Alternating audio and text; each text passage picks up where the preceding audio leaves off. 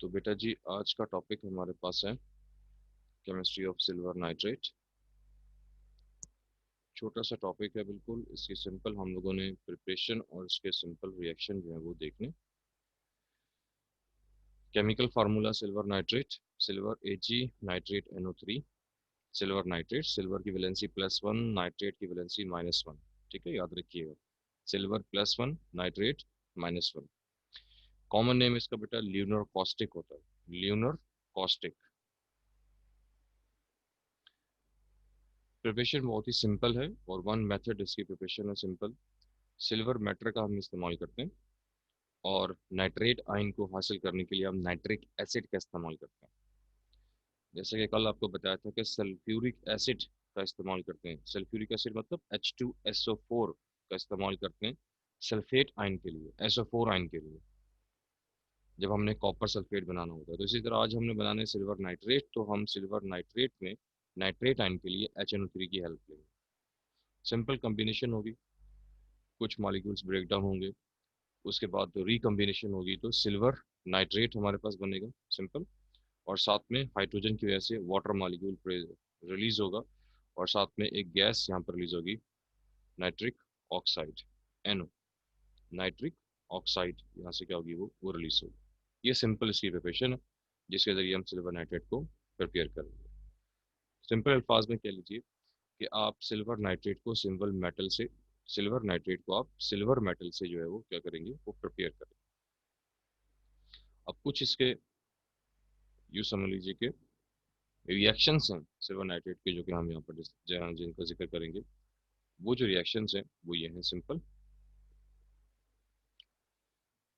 कि silver nitrate को अगर हम 450 डिग्री सेंटीग्रेड पर हीट अप करेंगे तो सिल्वर नाइट्रेट डेफिनेटली डिकम्पोज हो जाएगा और डिकम्पोज होने के बाद वो सिल्वर मेटल में कन्वर्ट हो जाएगा। अगर हम इसको हीट अप करेंगे 450 डिग्री पर तो सिल्वर नाइट्रेट डिकम्पोज होगा और डिकम्पोज होने के बाद वो सिल्वर मेटल में कन्वर्ट हो जाएगा। NO3 डिकम्पोज होगा और डिकम्पोज होने के बाद वो Na2 गैस में और ऑक्सीजन गैस में कन्वर्ट हो जाएगा। तो नाइट्रोजन डाइऑक्साइड गैस बनेगी यहाँ पर और ऑक्सीजन गैस बनेगी और सिल्वर मेटल जो होगा वो यहाँ से सेपरेट आउट हो जाएगा। ये सिंपल इसकी हीटिंग है। बेसिक मीडियम में इसको अगर हम इंट्रोड्यूस करवाएंगे तो यहाँ पर एक डबल डिस्प्लेसमेंट रिएक्शन होगा, याद रखिएगा। जैसा कि मैंने अभी थोड़ी देर पहले आपको बताया था कि सिल्वर की वैलेंसी बेटा +1, नाइट्रेट की वैलेंसी क्या होती है, -1। ये वैलेंसी जरा याद रखिएगा। उसके बाद फिर सोडियम और OH। सोडियम की वैलेंसी बेटा +1 और OH की वैलेंसी -1। ये आपस में एक दूसरे को एक्सचेंज करेंगे, इसका पॉजिटिव आइन इसके नेगेटिव आइन से मैच करेगा या कंबाइन होगा। सिल्वर OH, सिल्वर हाइड्रोक्साइड बन जाएगा। सोडियम नाइट्रेट, सोडियम नाइट्रेट बन जाएगा। ये अनस्टेबल फॉर्म के अंदर होता है किसी हद तक। इसको हम हीट करेंगे, जब इसको हम लोग हीट करेंगे तो इसमें से जो OH आइंस हैं वो वाटर की फॉर्म के अंदर क्या हो जाएंगे, वो आउट हो जाएंगे और बाकी हमारे पास बचेगा सिल्वर ऑक्साइड। ये डार्क ब्राउन कलर का मटेरियल होता है। ये बहुत सारे दूसरे लेबोरेटरी इक्विपमेंट्स में और बहुत सारे दूसरे प्रोसेसेस वगैरह में इस्तेमाल होता है। खासतौर पर सिल्वरिंग ऑफ मिरर एक प्रोसेस होता है, वहाँ पर इसका इस्तेमाल किया जाता है सिल्वर ऑक्साइड का। मैं रिपीट कर देता हूँ, दोबारा देख लीजिएगा। सिल्वर नाइट्रेट कंबाइन होगा बेसिक एक मीडियम के साथ, सोडियम हाइड्रोक्साइड के साथ।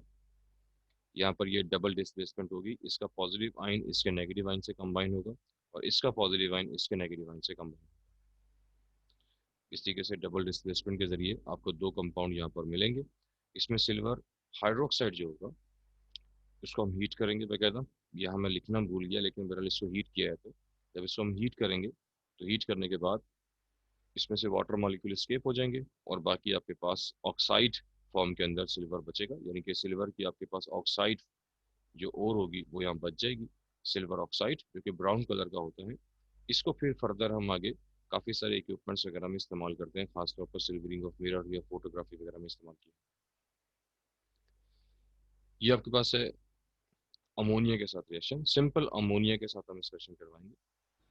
सिल्वर नाइट्रेट अमोनिया, यहाँ पर जो अमोनिया हम लेंगे वो एक्सेस अमाउंट में लेंगे और जब हम इसको एक्सेस अमाउंट में लेंगे तो यहाँ पर कॉम्प्लेक्स कंपाउंड बनेगा, जिस तरह कल बनाया था हम लोगों ने कॉपर सल्फेट के अंदर। कॉपर सल्फेट का भी रिएक्शन जब हम लोगों ने एक्सेस अमाउंट में अमोनियम हाइड्रोक्साइड से करवाया था, तो उसने भी यहाँ पर एक कॉम्प्लेक्स कंपाउंड को फॉर्म किया। तो यहाँ पर भी हम यहाँ पर इससे कॉम्प्लेक्स कंपाउंड बनाएंगे। अमोनिया गैस है यहाँ पर एक एक्सेस अमाउंट लेंगे, मतलब ज़्यादा क्वांटिटी लेंगे इसकी। सिल्वर नाइट्रेट से वो रिएक्शन करेगा, आपस में कम्बिनेशन करेंगे, और इस तरीके से सिल्वर, अमाइन और नाइट्रेट, इनकी कम्बिनेशन से एक कॉम्प्लेक्स कंपाउंड यहाँ पर फॉर्म होगा। इसके बारे में मैंने आपको कल भी इन्फॉर्म किया था कि इस तरह के कॉम्प्लेक्स कंपाउंड की जो आईयूपीएसी होती है, आईयूपीएसी का मतलब होता है कि इसका जो नॉमेनक्लेचर होता है, इसको जो नाम देने की जो वजह होती है या नाम देने के जो रूल्स होते हैं, वो हम इसी चैप्टर में डिस्कस करेंगे, पढ़ेंगे। जैसे कि आपको मैंने ये नाम दिया है इसका, इस कंपाउंड का नाम होगा यहाँ से डाई अमाइन सिल्वर 1, ये इसकी वैलेंसी है, नाइट्रेट। ठीक है, ये इसका नाम है। तो ये कैसे रूल्स के मुताबिक नाम दिया जाता है कि पहले नाम इसका क्यों आएगा, बाद में इसका क्यों आ रहा है, ये वन कहाँ से आ गया, ये सारी इन्फॉर्मेशन जो होगी वो इंशाल्लाह ताला इसी चैप्टर में आपको डिस्कस की जाएगी। जब थ्योरेटिकल टॉपिक आपके वाइंड अप हो जाएंगे इंशाल्लाह, तो फिर इसकी आईयूपी एक्ट जो है, उसकी जो रूल्स ऑफ रेगुलेशंस हैं, वो आपको बताए जाएंगे इंशाल्लाह। तो बहरहाल ये सिंपल आपके पास इसकी केमिकल प्रॉपर्टीज थी। आप लोगों ने first of all silver nitrate को बेटा प्रिपेयर किया, लीडर कास्टिक इसको बोला जाता है, कॉमन नेम बेटा याद रखिएगा। ठीक है, सिल्वर मेटल के जरिए हमने सिंपल इसको प्रिपेयर किया नाइट्रिक एसिड की प्रेजेंस में, HNO3 नाइट्रिक एसिड की प्रेजेंस में। नाइट्रिक एसिड ने नाइट्रेट आयन आपको प्रोवाइड किया, सिल्वर डायरेक्टली नाइट्रेट आयन से कंबाइन हुआ, सिल्वर नाइट्रेट को फॉर्म किया गया। इसके साथ साथ वाटर मॉलिक्यूल रिलीज हुआ और नाइट्रिक ऑक्साइड जो गैस यहाँ से वो रिलीज हुआ। जब इसको हम हीट करते हैं तो ये डिकम्पोज होता है और सिल्वर मेटल हमें मिलता है। साथ में नाइट्रेट आयन डिकम्पोज होने के बाद हमें NO2 गैस और ऑक्सीजन गैस को फॉर्म करता है। बेसिक मीडियम मतलब सोडियम हाइड्रोक्साइड से अगर हम कंबाइन करेंगे इसको, तो डबल डिस्प्लेसमेंट यहाँ पर रिएक्शन होगा और सिल्वर और OH आपस में कंबाइन होकर सिल्वर हाइड्रोक्साइड बना लेगा, और सोडियम और नाइट्रेट आपस में मिलकर बना ला सोडियम नाइट्रेट को फॉर्म कर लेगा। सिल्वर हाइड्रोक्साइड फर्दर डिकम्पोज होगा आफ्टर द हीटिंग, इसको हम हीट करेंगे, इसमें से वाटर मॉलिक्यूल स्केप होगा और बाकी आपके पास ब्राउन कलर का मटेरियल बचेगा, सिल्वर ऑक्साइड। सिल्वर नाइट्रेट को अगर अमोनिया के एक्सिस अमाउंट में हम कंबाइन करेंगे तो यहाँ पर हमारे पास एक कॉम्प्लेक्स कंपाउंड को फॉर्म किया जाएगा, जिसमें सेंट्रल एटम आपके पास सिल्वर होगा और लेजेंड जो होंगे वो आपके पास अमोनियम या अमाइन आइंस होंगे या अमोनिया के आइंस होंगे। इस कंपाउंड का नाम हमारे पास होगा डाई अमाइन सिल्वर नाइट्रेट। यहाँ तक बेटा अगर कुछ पूछना है आप लोगों ने सिंपल, तो आपको कोई रिएक्शन या कोई केमिकल कंपोजिशन अगर समझ में ना आई तो आप पूछ सकते हैं। तो ये हमारा फर्स्ट टॉपिक है, फर्स्ट शॉर्ट नोट के लिए हम इसको प्रिपेयर करेंगे। ठीक है, कोरोजन एंड इट्स प्रिवेंशंस। तो फर्स्ट ऑफ ऑल हम आपको बताते हैं कि कोरोजन किसे कहते हैं। सिंपल में आप इसे, जैसे मैं बहुत ही सिंपल तरीके से अगर आपको बताऊं, तो अक्सर आपने वर्ड सुना होगा रस्टिंग का, जंग लगना। कि हम कहते हैं कि आयरन की कुछ चीज़ें अगर हमारे घर में मौजूद होती हैं, जिसको हम नॉर्मल लाइफ में यूज़ करते हैं, तो उस पर क्या होता है, जंग लग जाता है या वो ख़राब हो जाती हैं, तो बस उसे ही हम कोरोजन कहते हैं। तो जंग लगना, ये रस्टिंग जो है वो कोरोजन की एक छोटी सी टाइप है। क्योंकि जंग तो सिर्फ आयरन पे लगता है, आयरन की चीज़ों पे जंग लगता है, तो हम कहते हैं कि ये आयरन की जो चीज़ें होती हैं वो ख़राब हो जाती है, हम कहते हैं कि जंग लग गया, ब्राउन लेयर आ जाती है उसके ऊपर। तो इस तरह किसी भी मेटल पर, आयरन पे नहीं, किसी भी मेटल पर, चाहे वो जिंक हो, चाहे वो सोडियम है, पोटाशियम है, मैग्नीशियम है, कॉपर है, एक्सेट्रा एक्सेट्रा एक्सेट्रा, कोई भी चीज़ है, कोई भी मेटल की कोई भी चीज़ बनी हुई है, अगर उस पर किसी भी एक्सटर्नल इफेक्ट से, आपके एटमॉस्फेयर से, किसी केमिकल की वजह से, पानी की वजह से, गैसेस की वजह से, किसी भी चीज़ की वजह से, किसी किसी भी प्रोसेस की वजह से, अगर उसके ऊपर जो है वो एक कोई लेयर डिवेल्प हो जाती है, ब्राउन लेयर, वाइट लेयर, या किसी भी किस्म की और लेयर डिवेल्प हो जाती है, और वो मेटल जो है वो ख़राब हो जाता है, तो हम इस प्रोसेस को बोलेंगे क्या, क्रोजन बोलते हैं। ठीक है, रस्टिंग इसकी छोटी सी एक एग्जांपल है कि अगर हम आयरन के ऊपर कहें कि आयरन के ऊपर ब्राउन लेयर आ जाती है, तो वो रस्टिंग है, तो ठीक है, बिल्कुल सही है। तो रस्टिंग भी कोरियन की क्या है, छोटी सी एग्जांपल है, टाइप है। तो सिंपल अल्फाज में कि किसी भी किस्म का जो मेटल होता है, जब वो एटमॉस्फेयर मतलब जो हमारा एनवायरनमेंट है उसके अंदर मौजूद डिफरेंट टाइप के केमिकल्स या एटमॉस्फेयर के अंदर जो मौजूद गैसेस और मॉइस्चर होता है, उसके साथ जब वो रिएक्शन करता है तो उसकी जो मेटालिक सरफेस होती है वो डैमेज हो जाती है या ख़राब हो जाती है। इसको बोलते हैं हम क्या, कोरोजन बोलते हैं। आमतौर पर देखा गया कि जितने भी मेटल्स हैं तकरीबन सभी में कोरोजन का इफेक्ट होता है। लेकिन जो कुछ नोबल मेटल्स होते हैं, जैसे एग्जाम्पल जैसे कॉपर है, गोल्ड है, प्लेटिनियम है, और कुछ मेटल्स और होते हैं, इनमें तकरीबन ना होने के बराबर होता है, बहुत ही कम होता है, बहुत बहुत बहुत कम होता है और ना होने के बराबर ही होता है इसके अंदर। लेकिन बाकी जो मेटल्स होते हैं, खासतौर पे जो हाईली रिएक्टिव मेटल्स हैं, एस ब्लॉक एलिमेंट्स के जो मेटल्स वगैरह हैं, उनमें कोरोजन की जो रेशियो होती है वो बहुत ही फास्ट होती है और बहुत ज़्यादा होती है। अब क्वेश्चन मार्क यहाँ पर ये आता है कि ठीक है, हम मान लेते हैं कि मेटल्स के ऊपर कोरोजन होता है, कि मेटल की जो सरफेस है वो ख़राब हो जाती है किसी भी एक्शन की वजह से। लेकिन क्यों होता है ऐसा? ऐसा लाजमी क्यों है? कॉज क्या है इसका? रीज़न क्या है इसका? ये रीज़न कभी कभार पूछ लेते हैं एग्जाम में। तो रीज़न बड़ा सिंपल सा है। चैप्टर नंबर 4 में और चैप्टर नंबर 5 में अभी आप लोगों ने डिस्कस किए थे, आप लोगों ने मतलब चैप्टर 5 में ही डिस्कस किया, मेटलर्जी के बारे में बात की, या आप लोगों ने एक्सट्रैक्शन का लफ्ज बहुत दफा मतलब कि इंट्रोड्यूस करवाया गया चैप्टर नंबर 3 में, 4 में। तो इसमें का मतलब क्या था? मेटलर्जी का या एक्सट्रैक्शन का मतलब क्या था कि हम एक कंपाउंड में से एक मेटल को सेपरेट करते हैं, या एक ओर में से एक मेटल को सेपरेट करते हैं। अभी आपने कॉपर की मेटलर्जी की, उसमें क्या था? कॉपर पायराइट एक ओर थी जिसमें कॉपर था, आयरन था, सल्फर था और कुछ दूसरी इम्प्योरिटीज थी। उसमें से कॉपर को आपने सेपरेट किया। चैप्टर नंबर 4 में आपने एल्यूमिनियम की मेटलर्जी की, उसमें आपने बॉक्साइट और ली थी, एल्यूमिनियम और ऑक्सीजन की। उसमें से आपने ऑक्सीजन को अलग किया और एल्यूमिनियम को अलग किया। तो बेसिकली ये जो मेटल्स होते हैं वो नॉर्मली तौर पर फ्री स्टेट में होते ही नहीं। ये होते हैं ओर की फॉर्म के अंदर, मतलब कंपाउंड फॉर्म के अंदर होते हैं, मिक्स फॉर्म के अंदर होते हैं। आप उसमें से क्या करते हो? मेटल को अलग करते हो, और अलग करके फिर अपने प्रैक्टिकल यूज में उसको लेके आते हो, जिसको हम लोग मेटलर्जी बोलते हैं। तो बेटा वो जो सिंगल मेटल जब आप उसको यूज कर रहे होते हो, तो डेफिनेटली वो तो सिंगल रह नहीं सकता, क्योंकि वो तो बहुत ज़्यादा हाईली रिएक्टिव है। इसलिए जैसे ही वो ओपन एटमॉस्फेयर में आता है तो वो वापस उसी ओर में कन्वर्ट होने की कोशिश करता है जिस ओर में वो पहले से मौजूद था। यानी कि जिस फॉर्म में वो पहले से मौजूद था, जिस कॉम्बिनेशन में वो पहले से मौजूद था, वो उसी फॉर्म में कन्वर्ट होने की कोशिश करता है अपनी हाईली रिएक्टिविटी की वजह से। इसलिए वो डिफरेंट टाइप के दूसरे केमिकल के साथ फौरन क्या कर लेता है? रिएक्शन करता है, और उसी रिएक्शन के रिजल्ट में उसके ऊपर क्या है, वो एक जो लेयर है वो डेवलप हो जाती है, जिसको हम लोग क्या बोलते हैं? कोरोजन। तो बेसिकली जो रीज़न है वो यही है कि हम जो मेटल्स हैं वो, क्योंकि ओर से ही हम उसको हासिल करते हैं, ओर से ही हम उसको एक्सट्रैक्ट करते हैं, तो अपनी हाईली रिएक्टिविटी की वजह से वो मेटल दोबारा अपनी ओर में कन्वर्ट होने की कोशिश करता है, जिसकी वजह से उसके ऊपर जो लेयर है वो डेवलप होती है, क्योंकि वो कन्वर्ट होने की कोशिश में डिफरेंट केमिकल से क्या करता है बेटा? रिएक्शन करते हैं, ऑक्सीजन से या वाटर से या वट जो भी और केमिकल्स होते हैं उनके साथ। तो ये इसका मेन कॉज है। तो सिंपल, दोबारा एक दफा रिपीट कर देता हूँ, कोरोजन का मतलब है किसी भी मेटालिक सरफेस का डैमेज होना, खराब हो जाना, उस पर किसी लेयर का डेवलप होना किसी केमिकल की वजह से, मॉइस्चर की वजह से, या किसी किस्म की भी गैसेज और दूसरे रिएक्टिव एसिड या बेस की वजह से। लेकिन कुछ नोबल मेटल्स होते हैं जिसमें कोरोजन नहीं होता। रीज़न क्या है इसका? रीज़न ये है कि जो मेटल्स होते हैं वो आमतौर पर कहाँ से हम हासिल करते हैं? उसके अपने पर्सनल ओर से या कंपाउंड से हासिल करते हैं, क्योंकि वो फ्री स्टेट में नहीं रह सकते, इसलिए वो कंपाउंड फॉर्म में रहते हैं, क्योंकि वो हाईली रिएक्टिव होते हैं। तो हम जब वहाँ से उसको एक्सट्रैक्ट करते हैं, अपने प्रैक्टिकल यूज में लेके आते हैं, तो वो अकेले नहीं रह सकते, सिंगल फॉर्म में नहीं रह सकते, क्योंकि वो हाईली रिएक्टिव है। इस वजह से वो दूसरे मेटल या नॉन मेटल या मॉइस्चर के साथ रिएक्शन करते हैं और अपने ऊपर एक लेयर को क्या कर लेते हैं? डेवलप कर लेते हैं। अब नेक्स्ट वाला पॉइंट है आपके पास, वो ये है सिंपल, एक छोटी सी बात। ये पॉइंट आप लिखना चाहें तो लिख दीजिएगा, वरना इसको आप स्केप भी कर सकते हैं। ये सिर्फ नॉलेज के लिए मैंने यहाँ पर लिखा कि डिफरेंट जो मेटल्स हैं, हम मानते हैं कि उसमें कोरोजन जो है वो होता है सबके अंदर तकरीबन, नोबल मेटल के अलावा।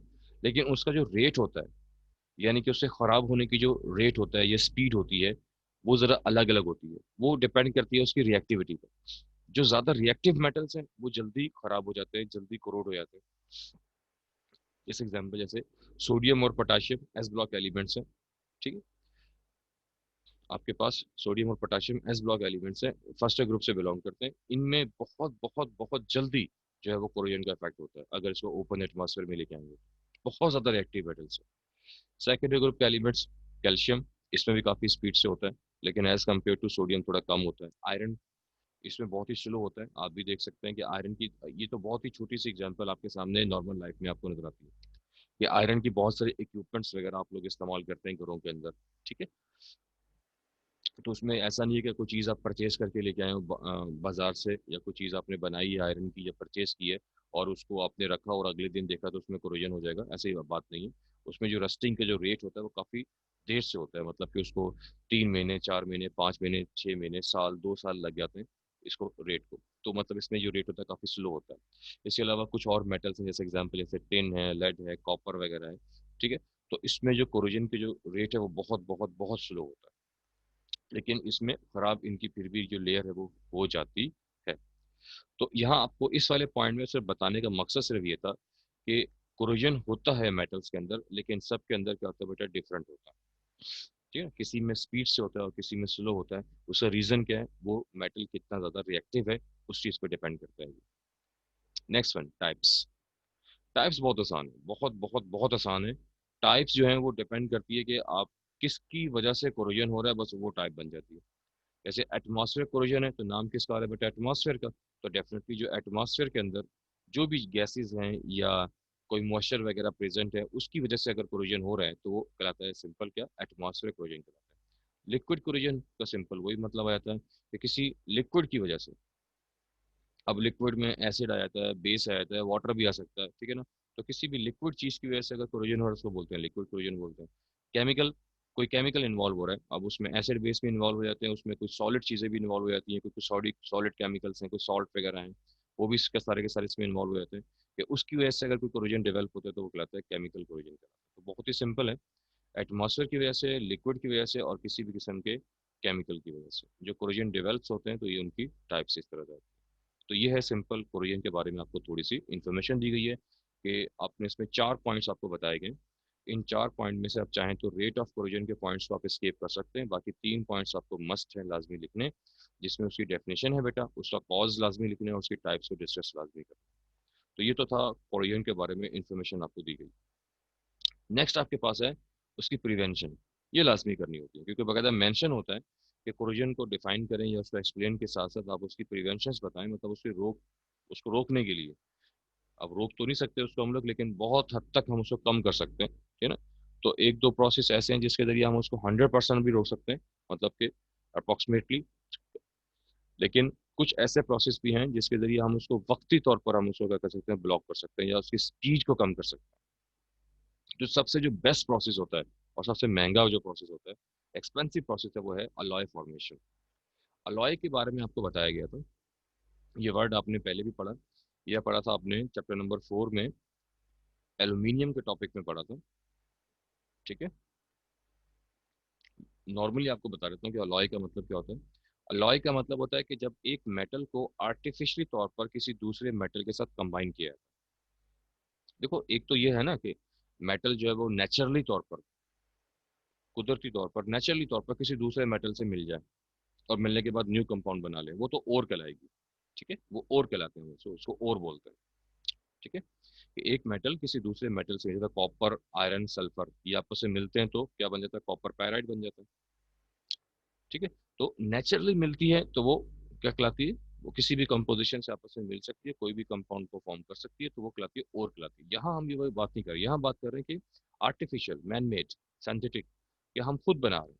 हम खुद अपने हिसाब से चेकिंग करते हैं केमिकल प्रॉपर्टीज को एनालिसिस करने के बाद, सबको देखने के बाद कि इस मेटल के साथ इस वाले मेटल को क्या करना है, कंबाइन करना है। और कंबाइन करते हैं, उसको कंबाइन करके उसके जरिए क्या बनाते हैं, एक न्यू केमिकल जो हम प्रोड्यूस करते हैं, जो न्यू मिक्सचर जो हम प्रोड्यूस करते हैं या न्यू सोल्यूशन जो हम बनाते हैं, उसको बोलते हैं हम क्या बेटा, अलॉय बोलते हैं इसको। ये सबसे काफी एक्सपेंसिव होता है। तो हम इसमें करते क्या, बड़ा सिंपल सा इसमें वो होता है, बात होती है कि वो मेटल जिस पर हमें, जिसको हमने प्रोटेक्ट करना होता है, उसको किसी नोबल मेटल के साथ कर लेते हैं, कंबाइन कर लेते हैं, ठीक है। नोबल मेटल से या किसी भी दूसरे मेटल से भी कर सकते हैं, कंबाइन करते हैं और कंबाइन करने के बाद एक नई चीज को फॉर्म कर लेते हैं। एक बड़ी कॉमन सी एग्जांपल आपके सामने बताता हूँ मैं आपको, आयरन की एग्जांपल ले लेते हैं आप। आयरन अगर हम प्योर फॉर्म के अंदर लेके आएंगे बेटा, तो प्योर फॉर्म में आयरन, हमें पता है कि आयरन को फौरन क्या हो जाएगा, जंग लग जाएगा या उसको रस्टिंग हो जाएगी। तो हम आयरन के साथ जो है वो निकल को और क्रोमियम को क्या कर लेते हैं बेटा, मिक्सअप कर लेते हैं। ठीक है, देखिएगा, आयरन के साथ हम निकल को और क्रोमियम को क्या कर लेते हैं, मिक्सअप कर लेते हैं।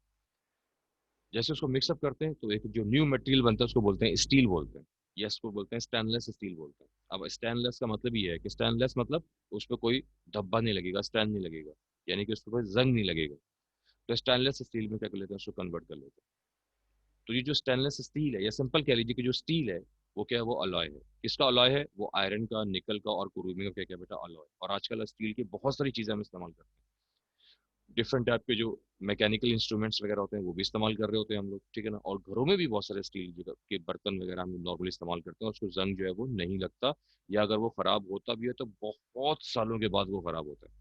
ठीक है, तो उसमें हमने क्या किया, एक किस्म का हमने उसको जो कोरोजन था क्या किया, उसको स्टॉप कर दिया वहाँ पे, या उसकी जो स्पीड थी उसको बहुत बहुत बहुत बहुत बहुत स्लो कर दिया। क्या करके, अलॉय फॉर्मेशन करके। ये थोड़ा सा एक्सपेंसिव है। आप भी देख सकते हैं कि जो स्टील की जो आपके पास मतलब कि इक्विपमेंट्स वगैरह होते हैं वो काफ़ी एक्सपेंसिव होते हैं as as compare to normal चीज़ों को। तो सबसे पहली बात ये होती है कि हम क्या करें, अगर हमने किसी मेटल को प्रोटेक्ट करना है तो हमारा सबसे पहला काम ये होगा कि हम उससे क्या बनाए बेटा, उसकी अलॉय बना लें उससे। तो अलॉय की फॉर्मेशन से क्या होगा, वो प्रोटेक्ट हो जाएगा। सेकंड काम जो हम बहुत ज़्यादा करते हैं वो करते हैं मेटालिक कोटिंग।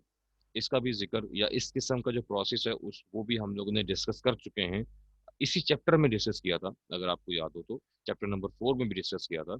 इलेक्ट्रोप्लेटिंग जिसे आपने बोला था, रिफाइनिंग जिसे आपने बोला था, कॉपर की आपने रिफाइनिंग की थी, एक तरफ आपने एनोड लिया था, एक तरफ आपने कैथोड लिया था। तो क्या हुआ था कि कॉपर जो आयन है वो एनोड से मूव करते हुए कहाँ चले गए थे, कैथोड की तरफ चले गए। तो यहाँ पर भी कुछ ऐसा ही काम किया जाता है कि मेटालिक कोटिंग करते हैं हम यहाँ पर बाकायदा, और बाकायदा इलेक्ट्रोप्लेटिंग करते हैं यहाँ पर बाकायदा। और वो जो इलेक्ट्रोप्लेटिंग होती है या स्प्रिंग वगैरह होती है उसके जरिए हम क्या करते हैं, एक मेटल का कोट करते हैं किसी दूसरे मेटल के ऊपर। सिंपल समझ लीजिएगा, यह मतलब क्या है, कोटिंग करने का मतलब क्या है, कोट करने का मतलब क्या है, जैसे आप लोग कलर करते हो ना, तो यहाँ पर वो कलर की बात तो नहीं हो रही, यहाँ पर बात हो रही है कि आपने एक मेटल है जिसके ऊपर, जिसको हमने प्रोटेक्ट करना है, जैसे आयरन ही ले लें आप, और उसके ऊपर हम चाहते हैं कि हम किसी दूसरे मेटल का कोट कर दें, किसी ऐसे मेटल का जो नोबल मेटल। यहाँ पर ख्याल रखना पड़ता है, कोई ऐसा मेटल उसके ऊपर कोट करें या कोट करें उसका जिस पर कम से कम रेजिस्टेंस हो। अभी आपने डिस्कस किया था ना कि किसी पर ज्यादा कोरोजन का इफेक्ट होता है, किसी पे कम होता है, किसी की स्पीड ज्यादा है, किसी की स्पीड कम है। तो जिस ऐसे मेटल्स लें जिसमें कोरोजन की स्पीड बहुत बहुत बहुत कम होती है, तो हम उसके ऊपर क्या करते हैं, उसको कोट करते हैं। अब कोट करने के कई तरीके होते हैं, उसके ऊपर स्प्रे करें बकायदा उसको, ठीक है ना। उसको भी प्लेटिंग ही बोलते हैं, लेकिन बहरहाल वो मैकेनिकल प्लेटिंग होती है कि उसको स्प्रे कर दें, इलेक्ट्रो प्लेटिंग कर दें, वो इलेक्ट्रिकल होती है। गैल्वेनाइजिंग कर दें उसके ऊपर, मतलब कि किसी भी तरीके से हम उसको कर सकते हैं। तो अगर हम जिंक की कोटिंग, ये पॉइंट याद रखिएगा, अगर हम जिंक की कोटिंग करते हैं किसी मेटल के ऊपर तो जिंक की कोटिंग का मखसूस नाम दिया गया, गैल्वेनाइजिंग बोलते हैं इसको। ये एमसीक्यूज में अक्सर आ जाता है ये वर्ड कि जिंक कोटिंग का क्या नाम है या प्रोसेस का क्या नाम है, उसको बोलते हैं बेटा गैल्वेनाइजिंग बोलते हैं इसको, ठीक है ना। और जो किसी और किस्म की मेटल की अगर कोटिंग करेंगे उसको बोलेंगे बेटा क्या, इलेक्ट्रोप्लेटिंग बोलेंगे। अगर स्प्रेइंग का मतलब होता है सिंपल स्प्रे करना है आपने, ठीक है ना, मतलब कि सिंपल आप यूँ समझ लीजिए कि उसमें आपने क्या करते हैं, उसमें आप सिंपल जिस तरह हम लोग घरों में पेंट करते हैं अपना, ठीक है ना, तो बिल्कुल वैसे ही आपने यहाँ पे क्या करना है, स्प्रे करना है। आमतौर पर जो उसके लिए मेटल इस्तेमाल करते हैं वो कॉपर है, गोल्ड है, प्लेटिनियम है और कुछ और नोबल मेटल्स का इस्तेमाल किया है। तो आई थिंक सो ये समझ में आ गई होगी आपको बात कि मेटालिक कोटिंग का मतलब होता है कि एक मेटल के ऊपर किसी दूसरे मेटल को कोट करना।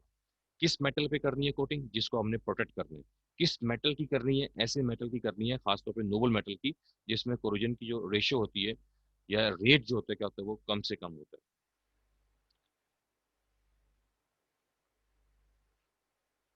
इसके बाद हमारे पास है नॉन मेटालिक कोटिंग, ये घरों में हम नॉर्मल इस्तेमाल करते हैं। नॉन मेटालिक कोटिंग जो है, मतलब कि उसमें तो हमने मेटल्स दिया था, इसमें हम नॉन मेटल लेंगे, कोई भी नॉन मेटल ले लेते हैं, और इसका इस्तेमाल हम घरों में बहुत ज़्यादा किया जाता है नॉर्मल, क्योंकि ये बहुत ही ज़्यादा चीपर है, बहुत ज़्यादा कम रेट के ऊपर हमें अवेलेबल है। जिसमें हम सबसे ज़्यादा इस्तेमाल करते हैं किसका बेटा, पेंट्स का। ये नॉर्मल लाइफ में हमारे घरों में अक्सर आप लोगों ने ऑब्जर्व भी किया होगा कि हमारे घरों में कोई भी चीज़ जो है या हमारे यूज में कोई भी चीज़ जो है वो खराब हो जाती है, तो सबसे पहले हम ये कहते हैं इस पर पेंट कर दो, ठीक है ना, इस पे पेंट कर दो भाई। आपके घर का दरवाजा है, जो मेन गेट है, ठीक है ना, थोड़ा सा खराब होता है, थोड़ा सा डैमेज होता है, कुछ खराब होता है इसमें, इस पे पेंट कर दें। खिड़की ग्रिल्स वगैरह खराब होती हैं, पेंट कर दें। बच्चों, आप जो बॉयज़ वगैरह हैं उनकी कोई बाइक्स वगैरह में कोई या गाड़ी वगैरह के पास है तो उनमें कोई प्रॉब्लम होती है, फौरन कहते हैं पेंट कर दें आप इसे। तो ये सबसे मतलब कि हम कहते हैं कि चीपर मेथड है जिसके ज़रिए हम इसको इस्तेमाल करते हैं। इसके ज़रिए क्या है कि हम ये तो नहीं कहते कि वो पूरी लाइफ के लिए वो प्रोटेक्ट हो जाता है, नहीं, उसकी जो कोरिजन की जो रेशियो है वो क्या होती है, वो थोड़ी कम हो जाती है। मतलब कि वो 4 महीने के लिए, 5 महीने के लिए, 1 साल के लिए क्या होता है, वो काफ़ी ज़्यादा जो है वो उससे रुक जाता है, या उसके जो रेशियो है वो कम हो जाती है। इसके अलावा ऑयल्स हैं, ग्रीस हैं, प्लास्टिक्स हैं, एमल्जेंस वगैरह हैं, इन सब का इस्तेमाल किया जाता है नॉर्मली तौर पर। Last one is a phosphate coating. Phosphate एक डेफिनेटली एक एलिमेंट है आपके पास, कंपाउंड फॉर्म के अंदर होता है। तो फॉस्फेट जो कोटिंग होती है, अगर हम वो करेंगे तो उससे भी हम क्या कर सकते हैं, इसको प्रोटेक्ट कर सकते हैं। ये भी नॉन मेटेलिक कोटिंग में ही कंसिडर किया जाएगा। तो ये सिंपल सिंपल से आपके पास प्रिवेंशन के जो है वो तरीके हैं। इसमें आपने 3 मेन इसमें प्रोसेस है जो कि आप याद करें। एक है अलॉय फॉर्मेशन, एक है मेटेलिक कोटिंग, और एक आप उसके नॉन मेटेलिक कोटिंग। इसको आप स्किप कर सकते हैं, कोई इशू नहीं है। तो 3 कम से कम आप करें इसकी प्रिवेंशन जो है याद करें, कि हम मेटल जिसको हमने प्रोटेक्ट करना है हम उसका अलॉय बना सकते हैं।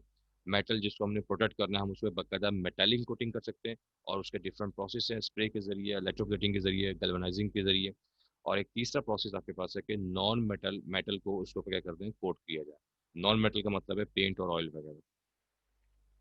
ये है आपके पास सिंपल शॉर्ट नोट। 4 मार्क्स का शॉर्ट नोट आता है, ठीक है ना। ये लॉन्ग क्वेश्चन में मतलब सेक्शन सी में भी आ सकता है और बी में भी आ सकता है, लेकिन ज़्यादातर चांस यही होता है कि ये सेक्शन सी में ही आता है। ए बी सी जो पार्ट होता है, ठीक है ना, लॉन्ग क्वेश्चन का, उसमें आमतौर पर ये सी पार्ट के अंदर इसको रखा जाता है। 3 या 2 शॉर्ट नोट आपको मेंशन होते हैं, उनमें से कोई एक को आपने अटेम्प्ट करना होता है ये 5 मार्क, सॉरी 4 मार्क्स का है। तो आप इसको कम से कम इसमें 4 हेडिंग्स, आपने सब हेडिंग्स जो है वो डालनी होती है।